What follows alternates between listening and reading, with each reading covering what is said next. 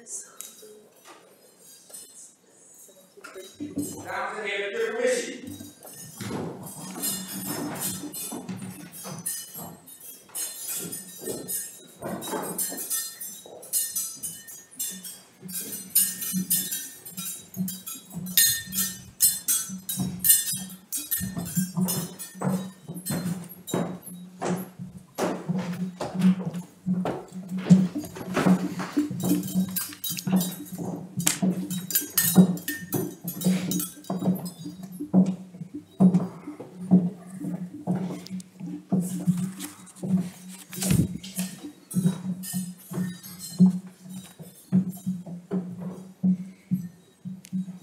Asseyez-vous.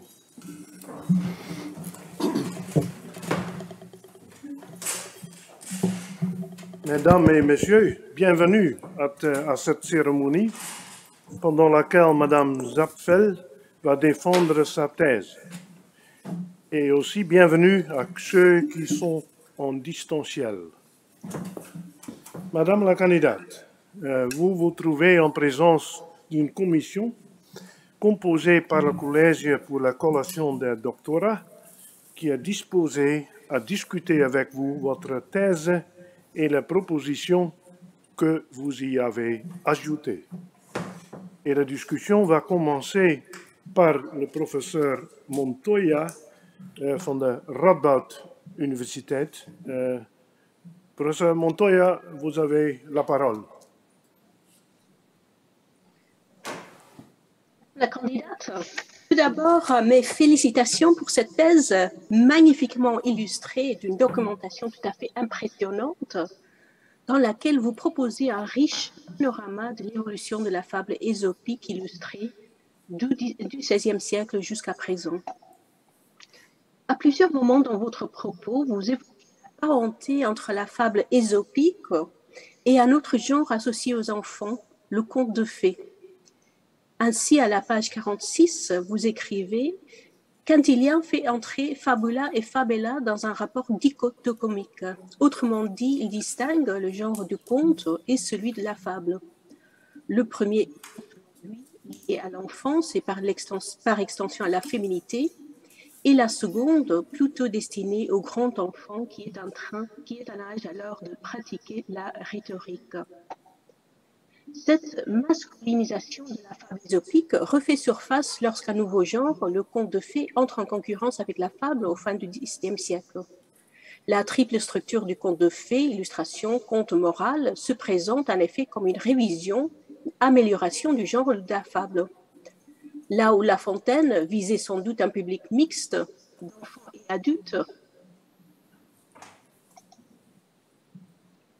le conte de fées présente, selon son rival Perrault, un texte et une morale vraiment adaptés aux enfants.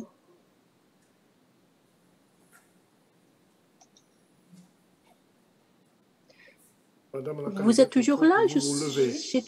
J'ai perdu l'image. Oui. Oui. Très bien. En fait, de mon côté, je ne voyais rien.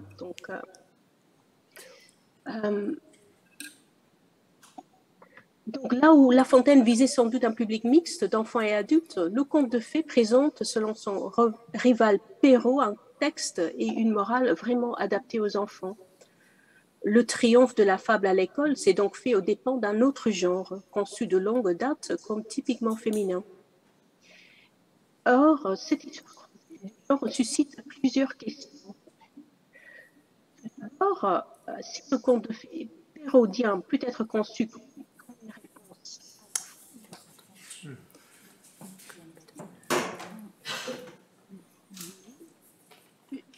Professeur Montoya, on ne peut pas vous comprendre, malheureusement. J'étais arrivée à mes questions. Vous m'entendez maintenant? Oui. Oui, vous pouvez. La question, oui.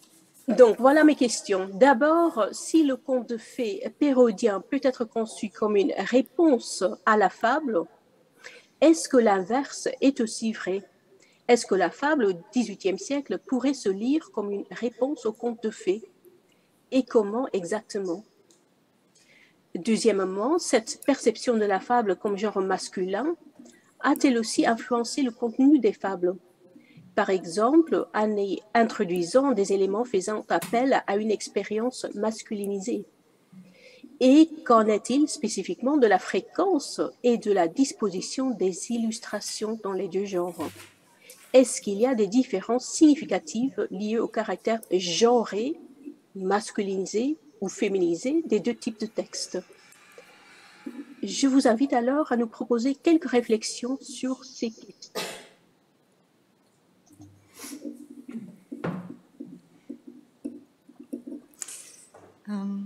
Hooggeleerde opponents, vous me demandez de revenir sur le lien entre la fable et le conte au XVIIIe siècle, précisément, et sur la relation qui peut se créer entre ces deux genres. Je pense que, donc, avant toute chose, il y a vraiment une opposition qui se crée entre ces deux genres, dans le sens où la fable essaye, comme vous l'avez dit, de se distinguer du conte, notamment en se présentant comme un genre qui est mis à disposition d'un public peut-être plus averti, plus âgé, mais surtout, donc la fable concerne un public probablement plus masculin. Elle s'adresse aussi aux filles à partir du XIXe siècle plus précisément. Et à partir de ce moment-là, on peut voir notamment dans les frontispices que les frontispices des fabliers qui vont s'adresser aux filles ou aux enfants de plus jeune âge vont mettre en scène des femmes qui vont conter les fables. Je pense ici notamment à un exemple que j'ai étudié dans ma thèse d'un frontispice pour le jeune âge du XIXe siècle, un fablier anonyme, dans lequel on voit vraiment une conteuse, une conteuse de fables qui est entourée de très jeunes enfants qui ont toutes l'air d'être des petites filles et qui ont toutes des très grands livres en main, dans lesquels on comprend que le fablier qui va être que l'on a en main, le fablier en lui-même va s'adresser aux très jeunes enfants parce que la typographie va être elle-même adaptée à ces très jeunes enfants. Pour ce qui est de la question de la masculinité, de la manière dont elle se présente dans les fables, je pense que c'est surtout au travers de la figure du fabuliste qu'elle va se voir, qu'elle va être réalisée. J'ai pas vraiment l'impression que on accentue beaucoup, notamment dans les préfaces ou dans les introductions, qu'on accentue beaucoup la question de la masculinité, parce que je ne suis pas sûre que la fable soit elle-même vraiment, que les fabulistes aient vraiment eux-mêmes pensé à cette question à savoir qu'ils s'adressent exclusivement, quasiment exclusivement à des petits garçons jusqu'au XVIIIe siècle. Donc, je n'ai pas l'impression que ce soit très visible.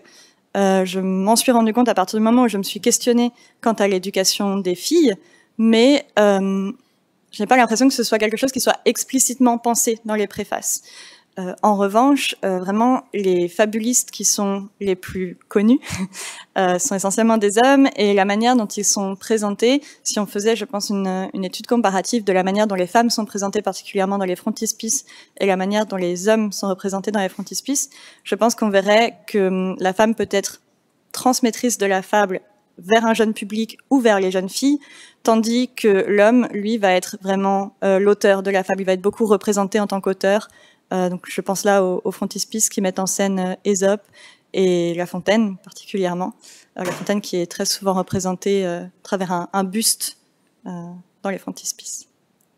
Ouais. Merci, professeur Montoya. Il faut continuer maintenant. Et la discussion continuera par Dr. Kofferman, aussi de Radboud Universiteit. Madame la candidate, est-ce qu'on m'entend? Je tiens à vous féliciter à mon tour pour la réalisation de ce beau livre. Vous avez étudié plus de 250 fabliers. C'est donc un corpus d'une étendue impressionnante et aussi d'une grande variété. Des livres d'emblèmes publiés au XVIe siècle jusqu'aux Fabeltjeskrant de ma propre jeunesse, en passant par les jeux de plateau. C'est une passionnante histoire que vous retracez dans ce livre. Et votre corpus a été composé avec soin et vous avez fait un effort tout à fait admirable pour décrire et classifier tous ces fabliers. Cependant, je n'ai pas été invitée uniquement pour vous faire des compliments. Permettez-moi donc de vous interroger un peu sur les fondements théoriques de votre travail. En lisant le titre et l'introduction de votre thèse, je m'attendais à y trouver une réflexion sociologique sur la position de La Fontaine dans le champ de la littérature de jeunesse et éventuellement sur les stratégies des différents acteurs du champ visant à réaliser cette hégémonie lafontainienne dont vous parlez dans le titre. Eh bien, je dois avouer que je suis un peu restée sur ma faim. Voyons comment vous présentez la théorie du champ littéraire de Bourdieu dans votre introduction, et je cite la page 20. Vous distinguez, en fait, vous présentez une dichotomie entre, d'un côté, le capital symbolique, principe interne au champ littéraire et témoignant de la reconnaissance de l'œuvre en tant que telle, qui s'accompagne du statut d'auteur, autrice, éditeur, éditrice et illustrateur, illustratrice. Et de l'autre côté, il y aurait donc le capital économique et politique, principe externe au champ littéraire, qui découle du succès de l'œuvre et de la situation du champ littéraire par rapport au champ de pouvoir. J'ai plusieurs questions à vous poser à propos de cette définition. D'abord, pourquoi est-ce que vous associez ainsi le capital économique et politique que vous semblez mettre dans une seule catégorie? Est-ce qu'ils sont nécessairement liés? Et puis, où situez-vous dans ce schéma le capital culturel qui apparaît plus loin dans le livre, par exemple, à la page 85 et 158. Et puis, cette catégorisation qui a été pensée par Bourdieu pour théoriser le champ littéraire moderne, est-ce qu'elle est bien valable dans le domaine que vous étudiez, celui de la littérature pour jeunesse et celui de l'enseignement? Et n'aurions-nous pas besoin éventuellement d'un autre type de capital, par exemple un capital pédagogique? Sehr geehrte opponents, je vais donc revenir sur les choix que j'ai opérés dans la manière dont j'ai abordé la théorie de Bourdieu. Donc effectivement, j'ai opposé le capital symbolique avec le capital politique et économique. Et vous me demandiez aussi où se situait le capital culturel, sur lequel je reviens. Selon moi, la manière dont j'ai compris et dont j'ai essayé d'utiliser Bourdieu, le capital symbolique et le capital culturel sont étroitement liés. Le capital symbolique, c'est donc ce qui permet à l'œuvre de s'imposer en tant que... Enfin, c'est la manière dont on perçoit l'œuvre en tant qu'œuvre littéraire. Tandis que le capital culturel, lorsque j'ai employé ce mot, donc, tous deux sont étroitement liés, mais le capital culturel, dont je n'ai pas, je pense, donné la définition, je pense que c'est quelque chose... C'est pour ça que j'ai posé la question. Qu'il faut que j'ajoute, effectivement, merci. C'est plutôt la... Je parle à plusieurs reprises de l'aura de l'œuvre, de l'aura culturelle de l'œuvre, et c'est vraiment à cette question-là que je lis la question du capital culturel. Donc c'est la manière, parce qu'en fait les fables ne sont pas seulement considérées en France comme des œuvres littéraires, elles sont vraiment employées culturellement très largement, et c'est ce que j'ai essayé de démontrer dans mon corpus. Donc les fables se retrouvent notamment dans le cadre d'expositions scientifiques, par exemple. Et à ce moment-là, on ne peut pas se contenter de voir en elle une œuvre littéraire, c'est vraiment une œuvre qui est culturellement liée à la France et sur laquelle on revient très régulièrement. Donc c'est plus à ça que je pense quand je parle de capital culturel. C'est à cette force qu'ont les fables d'être une référence pour les Français, en fait. Pour les Français et les Françaises. Et je pense que j'ajouterai donc cette définition mes recherches. Merci. Et quant au capital politique et économique, je les ai traités ensemble parce que j'ai pu voir que au XIXe siècle, à partir du moment où le système scolaire français s'est vraiment politiquement emparé de la fable et a institutionnalisé la fable, a imposé la fable comme une référence, c'est à partir de ce moment-là que le capital économique de la fable s'est vraiment largement développé. C'est pour ça que je les ai liés. Ce sont deux champs qui sont assez différents, mais qui, dans l'histoire de la fable, en tout cas, me semblaient pertinents d'être traités ensemble, en fait. C'est que vraiment, ils évoluent dans la même direction, à peu près dans le même temps. Le lecteur aurait peut-être besoin d'une élaboration un peu plus longue concernant les différents types de capital. Parce que vos analyses, vos interprétations sont tout à fait convaincantes, mais là, il y a peut-être une élaboration, quelque chose à élaborer. Ok, ben je ferai ça. Merci. Merci. Merci. La discussion continuera par le professeur Bussels. Mevrouw de kandidaat, I'm gonna put my question in English, but if you want to answer in French, it's no problem. Okay. I will understand you. First of all, I would like to congratulate you, just as my colleagues. I really liked your work. I had a lot of enthusiasm by the many sources you consulted, and you also really knew how to deal with them, how to put them in your thesis. So congratulations. But my question regards art history as an art historian and its methods. After your revision, the thesis improved with regard to the analysis of the relation word and image. So again, my congratulations. But I was wondering in how far an art historical approach could add to your already through discussion. I would like to invite you to look back at the images you discuss and look through the lens of an art historian. In how far could the findings of the art historian be supplementary of what you discussed? To put it more concretely, if you carefully analyze the characteristics of the illustrations of the fables, if you look at, for example, the use of color, the use of composition, the use of perspective, what could you add to your research? So actually, this is a question for after this PhD, what to do, just become an art historian, I would say. Hooggeleerde opponents. So I try in English. I think it's easier for me not to switch too much. Yeah, I think that art history was useful to me mostly to give a context to my research.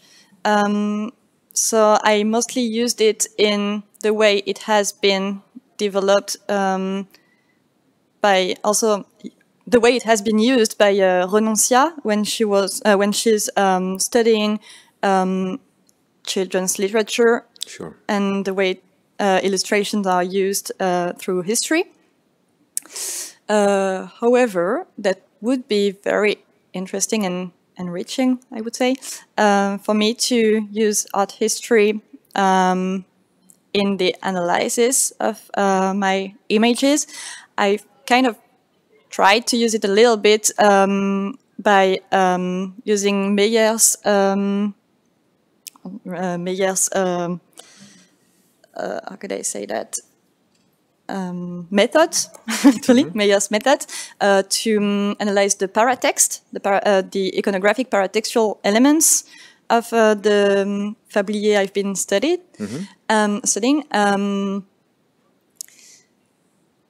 But yeah, I think that if I had been through an analysis of pictures that was more precise and maybe more precise actually, I would have been able to define more the way pictures evolved, because I have been trying to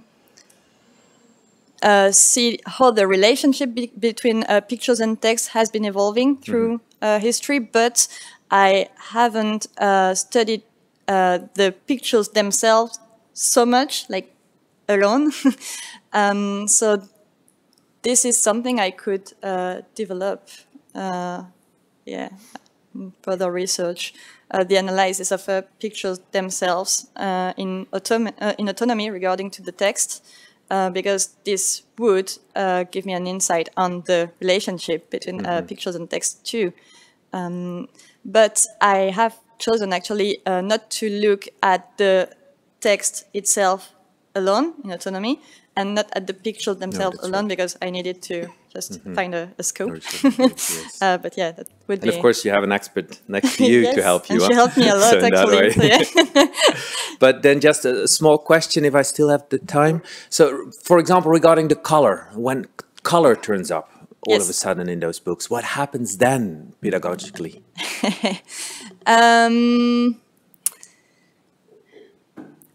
Yeah, I think that that's also linked to the editorial process, that pictures took more space in the books, and they became more lively. And so I think that also the relationship between text and pictures was way more enriched by that, because there could be more details and more. I think that also that I'm thinking about examples where you can find like the symbolics of the fables that has been translated into colors. For example, when the animals are acting kind of badly, and they have been added hats and maybe bow ties and things like that, like details. And these details most of the time have strong colors, so the children can spot them really quickly on the page. And also the pictures take way more space. And so I think that's something I could dig into.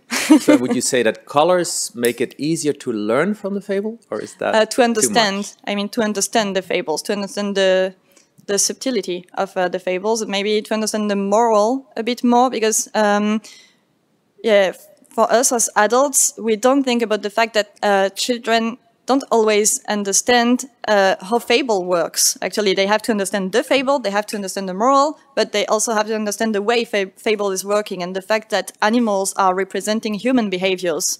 That's also something they have to understand by reading the fable. So colors can help this way for children to see that, oh, the animals have details that make them look as humans, like bow ties, hats, things like that. And when they are mean, the details are red and things like that. Interesting. So that's really simple, but yeah. Thank you very much. Thank you. Now the discussion will be continued in English by Professor Hoftijzer.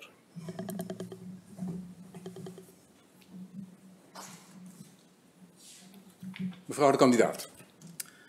My question relates to the role of publishers in the production of fable books. I have looked at the production of French fable books by Dutch publishers in the 17th and 18th centuries, as recorded by the Short Catalogue Netherlands, our national bibliography.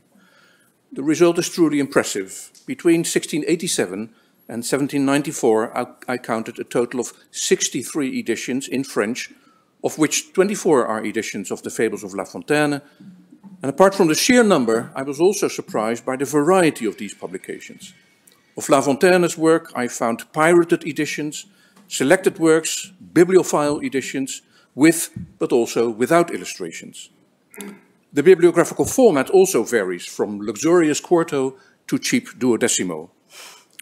Of the other fable collections, I came across straightforward textual editions, often of course as translations from other languages, but also fables in verse and prose, parallel editions with the text in French and Italian, fables with moral, philosophical and political commentary, fables for youngsters who wish to learn French, and fables for ladies.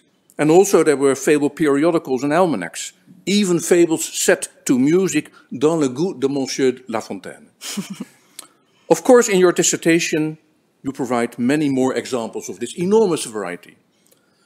Not surprisingly, the Dutch publishers of these works were often Huguenots, well-known booksellers like Pierre Mortier, Etienne Roger, François L'Honoré in Amsterdam, or Elie Luzac here in Leiden, who lived on Rapenburg.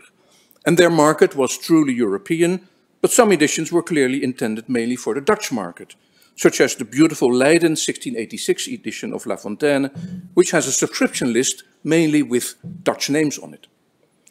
My question then is how to value the role of publishers.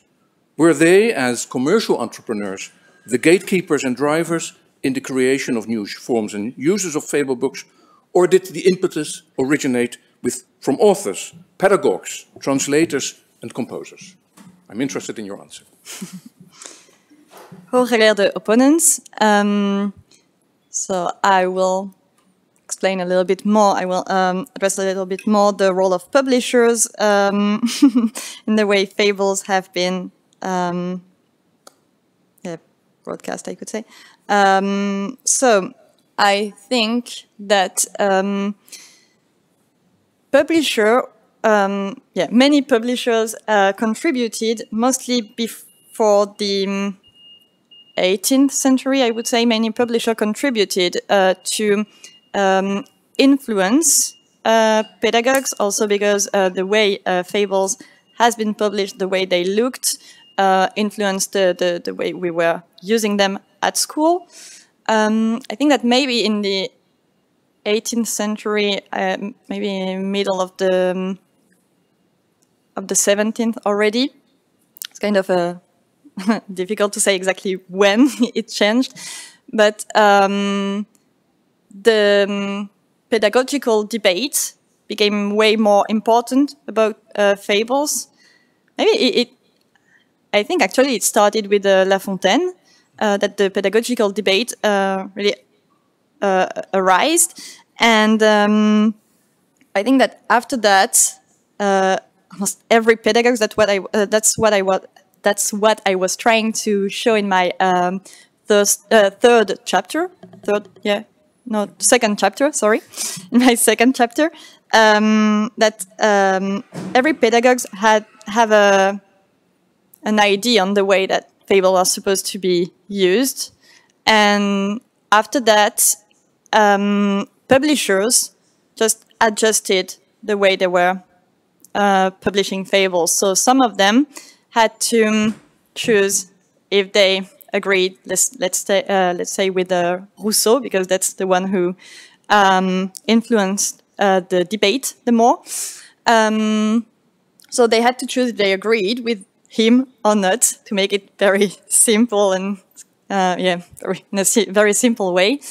And some of them made really strong choices to change the way fables could still be used at school, because I mean, fable books were still bought a lot, and were used a lot at school, and so publishers had to make a choice, and they could win a lot of money if they were just adjusting to the debates.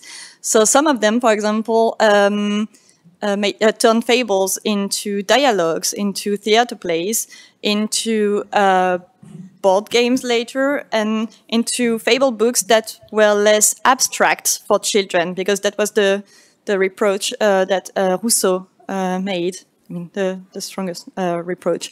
So I think that in a way publishers influenced pedagogy, but mostly they were influenced by a strong debate that was arising at the 18th, 17th century. So after La Fontaine published his fable at the end of the 17th century. It's a bit of a chicken and egg question. I mean, did publishers develop and discover the bulk market for educational fable books? Or was it the pedagogues who sort of created a model which publishers then followed?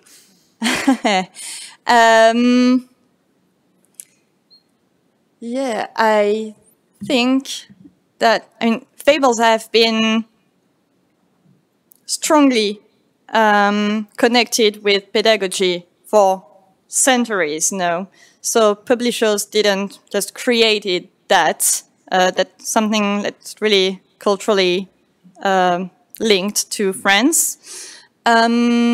they developed it clearly, especially from the 19th century, because they created a need, but that was also fed by school. When school made parents more responsible for the education of their children, then publishers really used that to make parents buy many other books that were using fables, that were featuring fables and games and so on.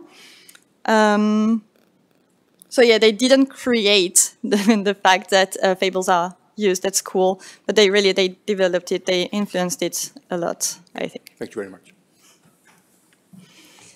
Thank you. Et maintenant, la discussion continuera par Madame Dr. Van der Haar. Madame la candidate, chère Céline, tout d'abord, moi aussi, je tiens à vous féliciter pour cette belle thèse de doctorat. Vos recherches sur la fable ésopique illustrée couvrent non seulement une période très étendue de plus de 5 siècles et un corpus de plus de 250 fabliers, mes collègues l'ont déjà mentionné, mais encore plusieurs pays, à savoir notamment la France et les Pays-Bas. Commençant par Erasme de Rotterdam, important théoricien de la valeur pédagogique de la fable, vous démontrez à quel point l'histoire de la fable française est marquée par les échanges avec l'ère culturelle néerlandaise. Vous faites par exemple une analyse tout à fait convaincante d'un corpus de 15 feuilles représentant des fables lafontainiennes diffusées et vendues aux Pays-Bas et en Belgique, et du rôle du bilinguisme dans ce contexte. Vous expliquez comment ces feuilles, et je vous cite, parviennent à imposer chacune leur singularité tout en s'appropriant la fable française. Fin de citation. La question que je voudrais vous poser et qui comprend plusieurs éléments concerne justement cette appropriation de la fable française aux Pays-Bas et en Belgique. En termes généraux, je voudrais vous inviter à une discussion sur la réception, la transmission et la reconfiguration de la fable française aux Pays-Bas. Votre analyse des 15 feuilles que je viens de mentionner semble suggérer que cette réception retient en effet votre intérêt. Dans d'autres chapitres, par contre, elle est moins visible. Dans votre première partie, notamment, vous expliquez le rôle de la fable dans l'éducation élémentaire du XVIe siècle. Vous indiquez, et je vous cite encore, que les filles se voient généralement refuser une telle instruction, page 52. Et donc qu'elles n'avaient probablement pas accès aux fabliers à usage scolaire. Toutefois, aux Pays-Bas, de telles écoles pour filles existaient bel et bien. Les écoles françaises à Anvers, Gand et Bruges étaient ouvertes aux filles qui y reçurent une instruction en langue française, employant parfois aussi des livres pour enfants imprimés en France. Je vous rappelle aussi que les fables emblématiques en langue française produites aux Pays-Bas étaient fortement liées à un milieu scolaire. Parmi leurs créateurs étaient bien sûr les maîtres d'école Étienne de Walcourt et Peter Heinz. Ma question donc, ne serait-il pas possible que ces filles aux Pays-Bas aient donc bien lu les fables ésopiques françaises et que la réception des fables françaises est encore plus répandue que vous ne l'indiquez dans votre thèse? Peut-on, en d'autres termes, faire la distinction entre la fable ésopique illustrée dans la pédagogie en France et la fable ésopique illustrée dans la pédagogie en langue française pendant la période étudiée? Et donc, en termes plus généraux, qu'est-ce que vous avez pu relever par rapport à la réception de ces fables françaises illustrées aux Pays-Bas? Je vous remercie de votre réflexion. Sehr geehrte Opponents, je vais donc revenir sur déjà un choix que j'ai fait et qui m'a poussé à écrire que vous citiez les filles se voient refuser un tel enseignement. C'est avant toute chose parce que dans ce chapitre-là, particulièrement, et dans l'ensemble de ma thèse, j'essaye vraiment de cibler l'enseignement public. Je crois que c'est ce que je précise dans mon introduction. Je reviens pas forcément tout au long de la thèse sur cette distinction. J'essaie vraiment de cibler l'enseignement public parce que le but était de voir comment l'école peut se présenter comme un médiateur culturel et politique dans l'enseignement de la fable. Donc à ce moment-là, les filles sont très peu concernés par l'enseignement public en France. C'est donc la raison pour laquelle j'ai formulé ma phrase ainsi. Concernant les Pays-Bas et donc l'enseignement des fables en langue française, je pense qu'effectivement, il y a une distinction entre une distinction nette entre l'enseignement des fables en France et l'enseignement des fables en langue française, qui serait vraiment intéressante à étudier. Je pense que aux Pays-Bas, je suis même sûre qu'aux Pays-Bas, comme vous le disiez, les filles ont eu accès donc à des feuilles, à des fables, pardon. Mais en France aussi, en dehors de l'école et déjà tôt à la maison, notamment, c'est ce que j'explique dans mon chapitre 6 quand j'aborde l'imagerie populaire. Les filles ont accès aux fables, elles voient des fables, elles lisent des fables aussi, puisque les fables entrent dans tous les foyers à ce moment-là. Aux Pays-Bas, je reviens dessus un petit peu, c'est d'ailleurs la raison pour laquelle, une des raisons pour lesquelles j'ai étudié ces feuilles dont vous parliez en langue néerlandaise ou bilingue, c'était parce que aux Pays-Bas, l'imagerie populaire glisse plus tôt qu'en France vers la jeunesse. Elle est utilisée plutôt pour avant la France, très clairement pour enseigner à la jeunesse, alors qu'en France, vraiment, c'est à partir du 19e siècle que l'imagerie populaire est institutionnalisée comme telle. Avant ça, les enfants en ont entre les mains, mais l'imagerie populaire ne s'adresse pas uniquement aux enfants ou n'est pas associée dans les représentations culturelles à un média pour la jeunesse. Un médium pour la jeunesse, pardon. Ça arrive plutôt aux Pays-Bas. Et c'était une des choses qui m'intéressait particulièrement, puisque les fables sont très présentes dans l'imagerie populaire, et donc j'avais très envie de voir si elles pouvaient effectivement s'adresser à un public plus large qu'en France plus tôt. Et effectivement, c'est le cas, d'autant plus que j'ai aussi trouvé quelques cahiers de récitation, quelques poèmes en néerlandais et en français, donc quelques poèmes qui permettaient d'apprendre les fables pour apprendre la langue française. Donc d'abord en néerlandais, puis en français dans diverses traductions. Donc elles ont été utilisées à cette fin.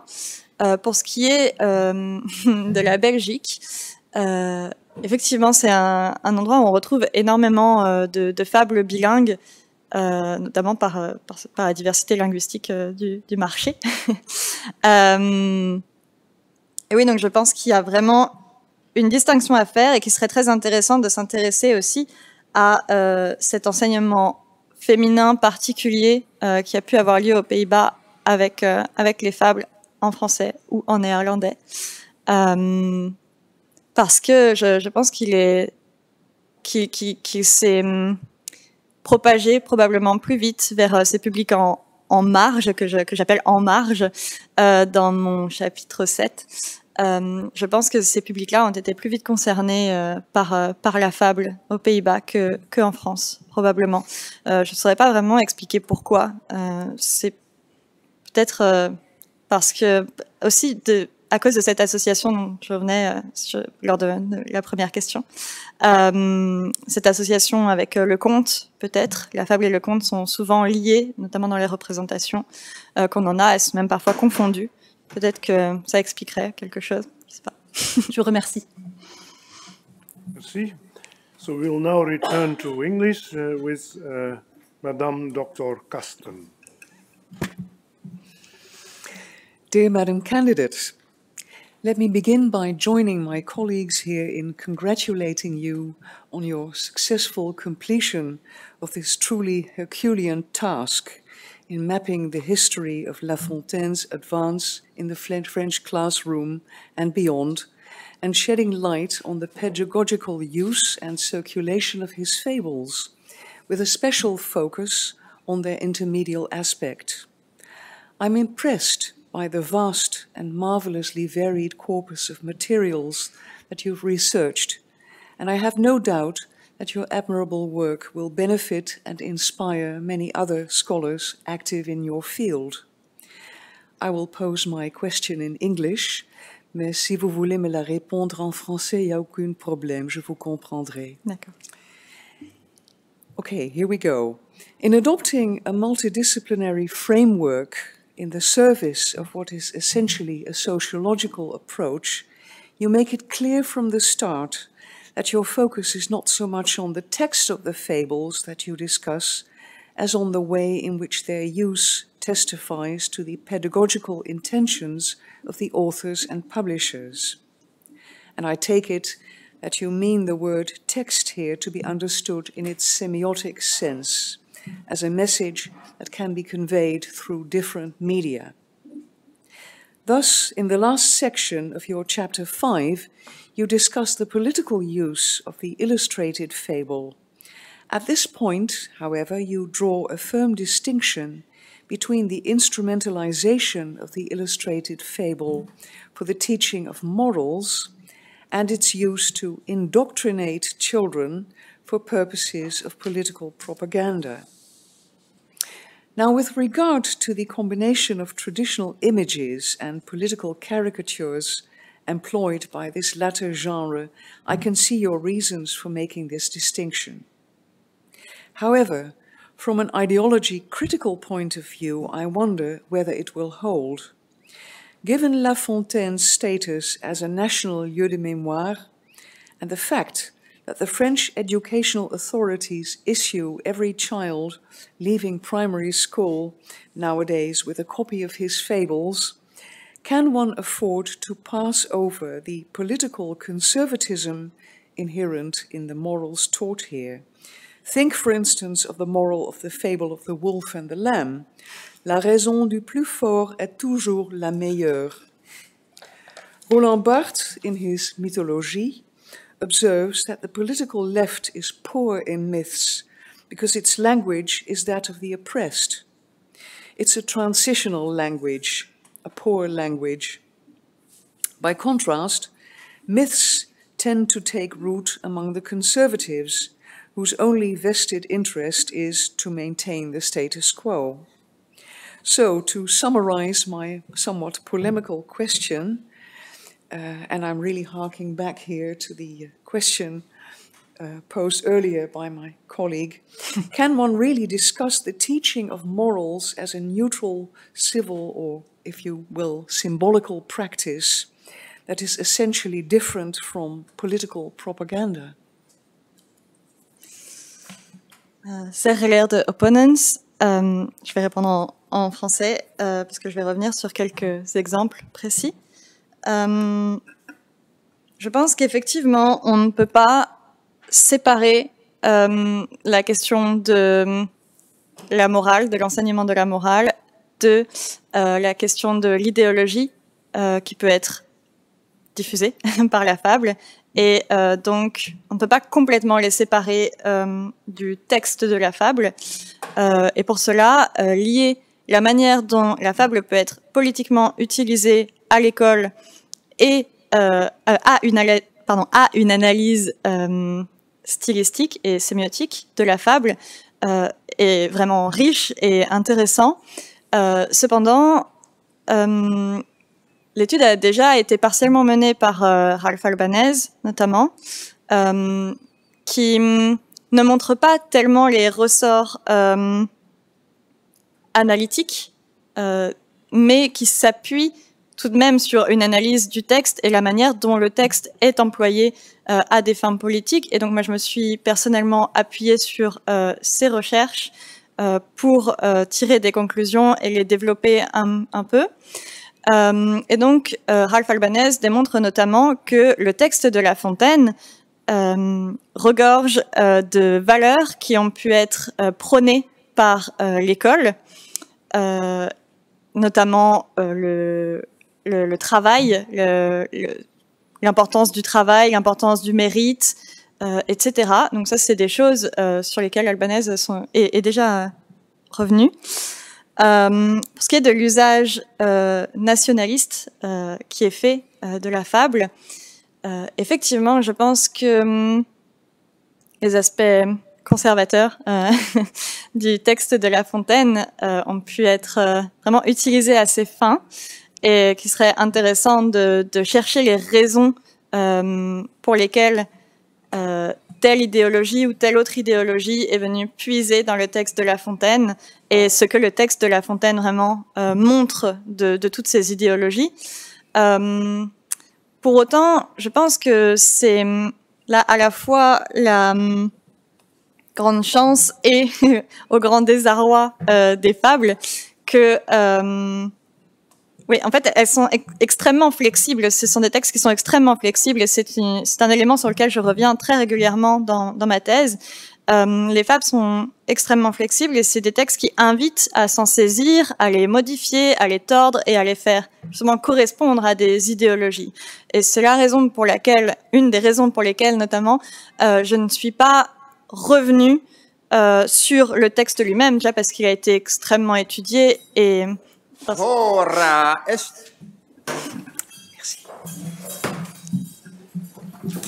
Madame la candidate, le temps réservé pour la soutenance de votre thèse et des propositions que vous y avez ajoutées s'est écoulé.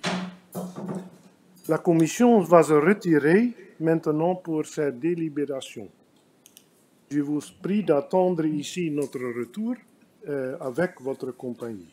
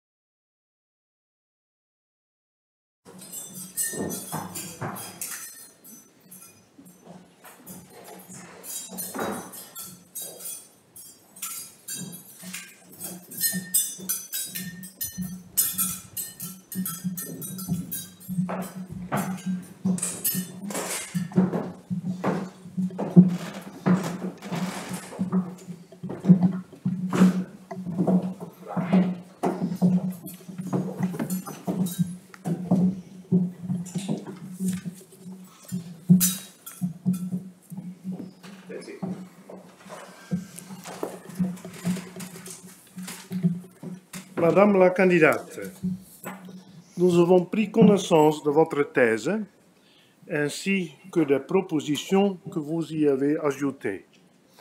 Nous vous les avons entendues soutenir et entendu le rapport de la faculté concernant les examens que vous avez déjà passés. En vertu de tout cela, nous avons décidé de vous conférer le doctorat.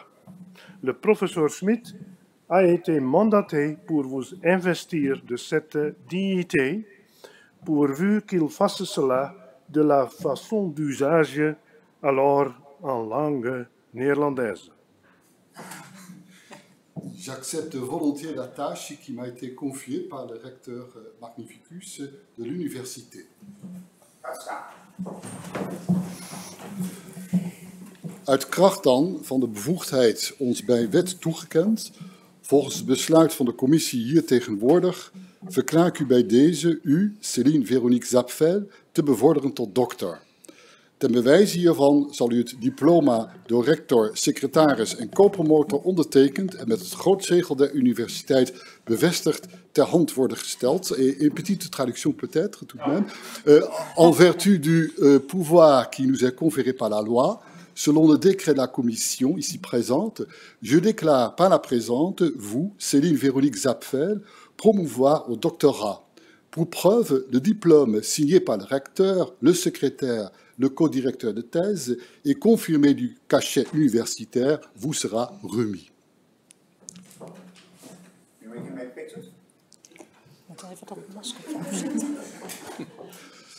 Enlève le masque, voyons. Joli, joli, madame.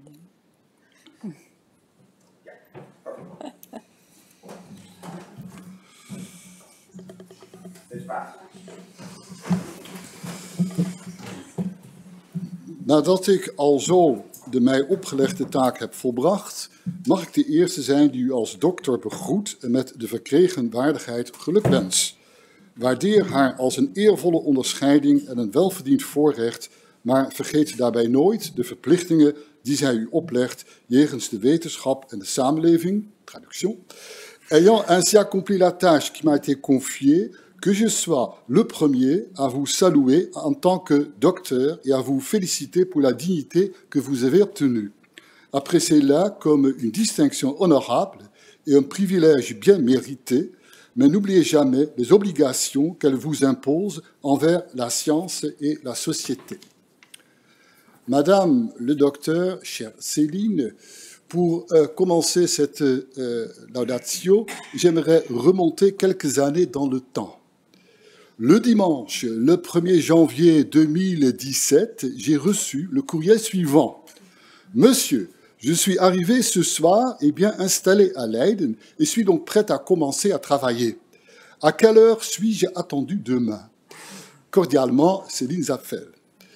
Bien, ce courriel montre bien à quel point tu as travaillé avec énergie et détermination. Après tes études de master en littérature de jeunesse, tu es venu aux Pays-Bas et dès ton arrivée, tu t'es plongé dans le sujet de ta recherche, la fable illustrée dans le contexte de l'éducation en France, avec bien sûr un grand accent sur les fables La Fontaine. En même temps, tu t'es plongé sans crainte dans la vie quotidienne des Pays-Bas et tu as réussi à surmonter facilement tous les obstacles bureaucratiques aux Pays-Bas, avec la remarque laconique que les choses sont bien pires en France. Tu étais administrativement active au sein de la Lucas en tant que président du conseil des doctorants au moment de la fameuse onderzoeksvisitatie, faite par le Comité national de révision scientifique. De plus, tu as donné un certain nombre de cours de littérature française pour notre département de français, pour me remplacer. Cela sans doute à la grande satisfaction des étudiants qui furent contents d'avoir enfin un nouveau visage, jeune et frais, devant eux. En effet, je sais qu'un certain nombre d'étudiants ont suivi ta soutenance par streaming et je constate qu'il y en a plusieurs présents ici. Je ne dois pas oublier ton rôle de soutien technique lors du colloque sur la fable avec lequel nous avons arrondi le projet NVO. Je te remercie pour tout cela et aussi pour le rôle très constructif que tu as joué dans notre projet de recherche. En ce qui concerne ta thèse, le livre n'est pas seulement attrayant matériellement par la belle mise en page et les 117 illustrations, et pour moi c'est un nombre record dans la thèse que j'ai dirigée, mais surtout par les grandes lignes que tu as réussi à exposer dans cet énorme corpus de plus de 200 textes de fables, des tirages épinards d'une seule page au fablier entier. Tu t'es admirablement bien tenu à ce que nous avons promis dans notre proposition de recherche de la NVO, et pourtant tu lui as donné ta propre interprétation. Tu as également terminé ta thèse dans le temps imparti, ce n'est pas donné à tout le monde de faire cela.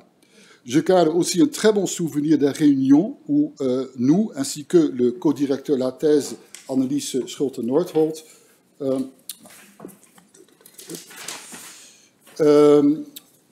avons travaillé ensemble dans une ambiance parfaite. Je suis sûr que ta thèse soit une source d'information pour tous les chercheurs, moi inclus, qui étudient la fable et l'illustration, et plus particulièrement les fables La Fontaine. Annelies et moi, nous te souhaitons beaucoup de succès dans ta future carrière dans l'enseignement et la science, j'ai dit. Madame le docteur, je m'acquitte d'une tâche agréable en vous félicitant au nom de l'université de l'obtention de la dignité et du titre de docteur. Et sur cela, je déclare la clôture de cette cérémonie. Vous pouvez applaudir maintenant.